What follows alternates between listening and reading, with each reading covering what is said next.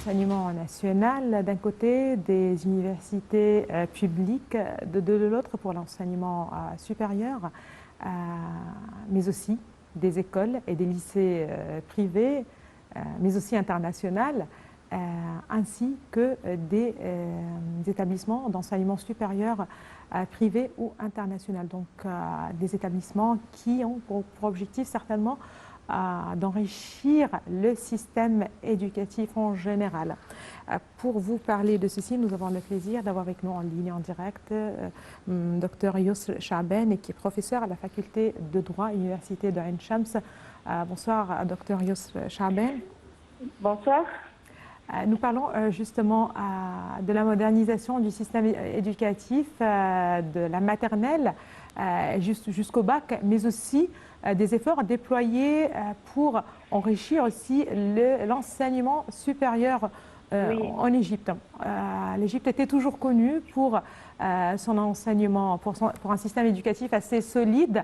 À un moment donné, il fallait revoir ce système pour aller de pair avec l'évolution que connaît le monde aujourd'hui, d'où la nécessité de moderniser le système éducatif en général. Oui. Si l'on parle de l'enseignement supérieur, c'est plus ou moins pareil. Aujourd'hui, on voit la multiplication des universités, des établissements ou bien privés ou bien internationaux qui devraient offrir aussi un enseignement de qualité. À quel point ces établissements sont capables d'enrichir le système de l'enseignement supérieur en Égypte? Bien sûr, la diversité des systèmes éducatifs donne de plus en plus de richesses pour nos étudiants sur le marché du travail. Tout d'abord, il donne les choix pour les étudiants selon leurs capacités ou selon même leurs souhaits, selon ce qu'ils veulent faire dans leur vie. Alors tout d'abord, c'est un bon choix pour les étudiants, les lycéens qui veulent tracer leur chemin. Et deuxième chose, ça donne une richesse et une diversité sur le marché du travail et ça rend l'Égypte plus forte avec la diversification des compétences de ses étudiants. Et en ce qui concerne par exemple les universités, en ce moment il y a, comme vous avez mentionné, des universités privées, des universités internationales, mais on n'oublie pas aussi que le ministère de l'Éducation nationale supérieure, par exemple, elle a créé aussi des universités de technologie de 4e génération. Alors, l'idée de créer des universités, c'est pour répondre aux besoins demandés sur le marché du travail et aller de pair aussi avec l'évolution internationale dans tous les domaines technologiques ou autres. Très bien. Certainement, c'est l'Égypte qui accorde une attention très particulière aujourd'hui à l'enseignement technologique.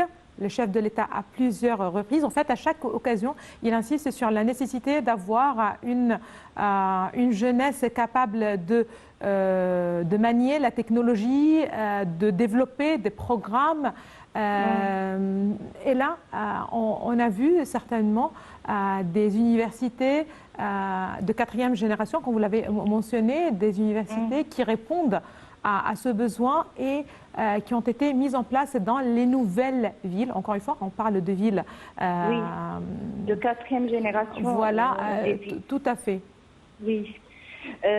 Ou des villes vertes aussi quand même. Et cette année, c'était la première fois où on a créé en fait l'université de l'intelligence artificielle et aussi l'université spatiale ou en tout ce qui concerne l'espace, l'univers. Alors, à mon avis, l'éducation nationale ou le ministère, il cherche à se dynamiser, à redynamiser, à refaire sa stratégie pour répondre aux besoins mondiaux ou internationaux, mais aussi le marché actuel égyptien. Ce qui est vraiment intéressant, c'est aussi le fait que l'Égypte déploie des efforts pour attirer les étudiants étrangers, en favorisant certainement le climat ici en Égypte, que ce soit la vie même, le quotidien, Oui. mais aussi la formation offerte, une formation certainement de qualité. L'Égypte a attiré toujours les Arabes, ce sont les frères arabes qui arrivaient souvent pour intégrer les universités égyptiennes, les universités nationales certainement. Aujourd'hui, avec cette palette très diversifiée, très large d'enseignement supérieur offert, l'Égypte vise aussi à attirer des étudiants non seulement arabes, mais de par le monde.